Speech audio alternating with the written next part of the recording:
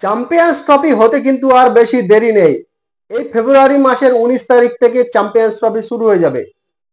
তো এরই মধ্যে আইসিসি কিন্তু ঘোষণা করে দিয়েছে যে ম্যাচ অফিসিয়াল কারা হবে, আম্পায়ার্স কারা এবং ম্যাচ রেফারি কারা হবে। তো এখানে দেখা যাচ্ছে যে যতগুলো আম্পায়ারের নাম ঘোষণা করেছে চ্যাম্পিয়ন্স ট্রফির জন্য এবং ম্যাচ রেফারির নাম ঘোষণা করেছে, সেখানে কিন্তু ভারতের একজনও কেউ নেই।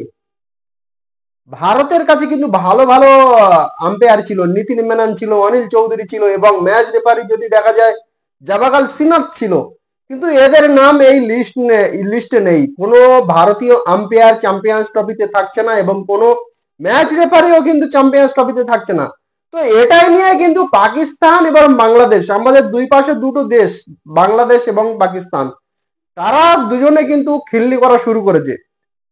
তারা বলছে যে ভারতের সেই রকম আইসিসি টুর্নামেন্টে আম্পায়ারিং করার মতন সেরকম কোয়ালিটি আম্পায়ার নেই এবং আইসিসি টুর্নামেন্টে সেই রকম রেফারি করার মতন কোয়ালিটি সেই রকম রেফারি ভারতের কাছে নেই। সেই জন্য আইসিসি ভারতের কোনো আম্পায়ার বা কোনো রেফারিকে রাখেনি।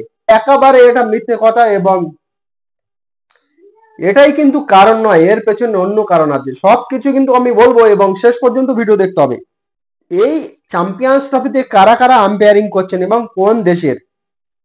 আম্পায়ার কিন্তু মোট 12 জন আম্পায়ার এখানে থাকছে। কুমার ধরম সেনা তিনি একদম একজন ফেমাস আম্পায়ার এবং তিনি খুব ভালো আম্পায়ারিং করে থাকেন এবং যেখানে বড় বড় ম্যাচগুলোতে আমরা দেখি যে সেমিফাইনাল ফাইনালে আমরা দেখি যে কুমার ধরম সেনা তাকে কিন্তু আম্পায়ারিং এর দায়িত্ব দেওয়া হয়। তিনি শ্রীলঙ্কার, তো তিনি খুব ভালো আম্পায়ারিং করেন, যার ফলে কিন্তু তাকে বড় বড় ম্যাচে কিন্তু তাকে আম্পায়ারিং করার দায়িত্ব দেওয়া হয়। তো কুমার ধরমসিনা তিনি থাকছেন এবং ক্রিস গ্যাফনি ইনিও ভালো এম্পায়ার, তিনি নিউজিল্যান্ডের। মাইকেল গড ইংল্যান্ডের। অ্যাড্রিয়ান হোলস্টক সাউথ আফ্রিকার। রিচার্ড ইলিংওয়ার্থ ইংল্যান্ডের।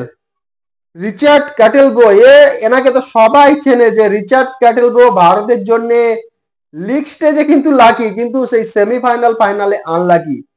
কারণ যে ভারত যতগুলো ফাইনাল খেলেছে যেখানে রিচার্ড ক্যাটেলব্রো আম্পায়ারিং করেছে, সেই ফাইনাল ম্যাচগুলো কিন্তু হেরে গেছে। সেই 2023-এর 50 ওভার ওয়ার্ল্ড কাপ হোক বা আইসিসি টেস্ট চ্যাম্পিয়নশিপের যে দুটো ফাইনাল খেলেছে, সেই দুটো ফাইনালে কিন্তু রিচার্ড ক্যাটেলব্রো আম্পায়ারিং করেছিল। তো সেখানেও কিন্তু ভারত হেরে গিয়েছে। এবারে প্রশ্ন হচ্ছে যে 2024-এ টি-20 ওয়ার্ল্ড কাপ হলো, সেখানে কিন্তু one field umpire Richard Kettleborough ছিলেন না, তিনি থার্ড আম্পায়ারে ছিলেন। তো যার ফলে কিন্তু এটা একটা বলা হচ্ছে যে রিচার্ড ক্যাটেলব্রো তিনি যেমন ভারতের জন্য লাকি তেমন আনলাকিও। তিনি লিগ পর্বের জন্য কিন্তু ভারতের জন্য লাকি, কিন্তু ফাইনাল ম্যাচে কিন্তু তিনি ভারতের জন্য আনলাকি। তিনি ভারত যে ফাইনাল গুলো খেলেছে সেখানে তিনি ওয়ান ফিল্ড আম্পায়ারের দায়িত্ব যখন পালন করেছেন, সেই ম্যাচগুলো কিন্তু ভারত হেরেছে। তো সেই হিসেবে তিনি একজন ফেমাস এবং রিচার্ড ক্যাটেলব্রো তিনি ইংল্যান্ডের। অ্যাশান রাজা পাকিস্তানেরও একজন থাকছে। পল রেফেল অস্ট্রেলিয়ার। সারফাদুল্লাহ সাহিদ বাংলাদেশের, যে বর্ডার গাভাস্কার ট্রফিতে যে এসওসি জয়সওয়ালের সেই আউটটা নিয়ে বিতর্ক তৈরি হয়েছিল, কিন্তু সেই বাংলাদেশের আম্পায়ার ছিল সারফাদুল্লাহ সাহিদ। রনি টাকার, ইনিও একদম ফেমাস আম্পায়ার একজন অস্ট্রেলিয়ার। অ্যালেক্স ওয়ার্ফ ইংল্যান্ডের।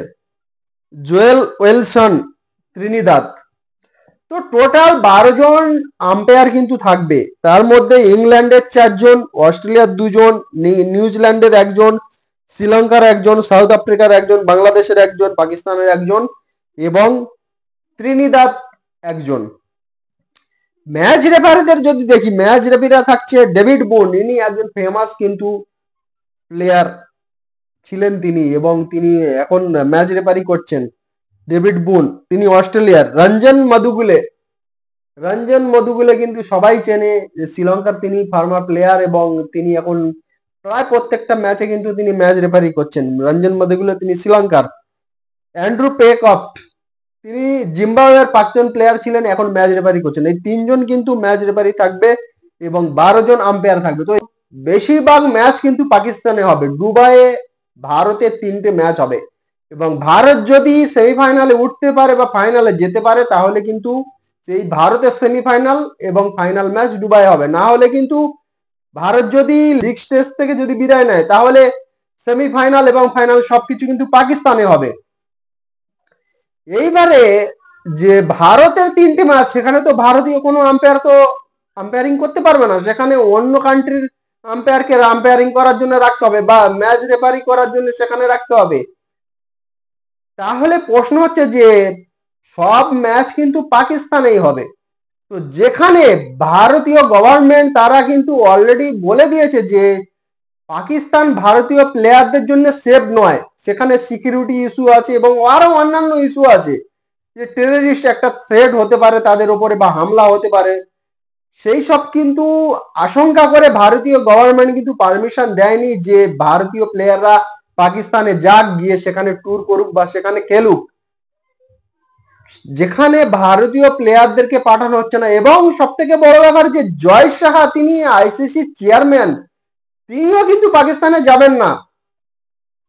এর পেছনে কারণ হলো যে যেখানে ভারতীয় প্লেয়াররা সেফ নেই, এই কারণ আমরা বারবার দেখাচ্ছে ভারতীয় গভর্নমেন্ট এবং বিসিসিআই যে ভারতীয় প্লেয়াররা পাকিস্তানে তারা সেফ থাকবে না, তাদের একটা টেররিস্ট থ্রেট থাকতে পারে, সিকিউরিটি ইস্যু থাকবে, সেই কারণে ভারতীয় প্লেয়ারদেরকে কিন্তু পাঠাচ্ছে না পাকিস্তানে।